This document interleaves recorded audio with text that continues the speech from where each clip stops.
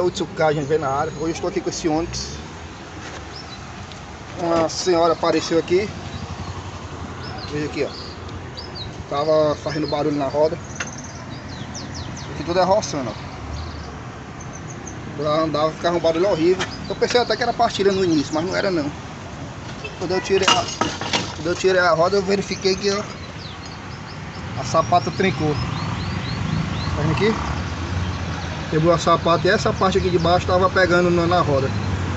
Então aqui para resolver o problema é trocar a sapata completa e resolver o problema da cliente. Aí fica mais rápido. Uma dica da Utsuka de ver. Inscreva no canal.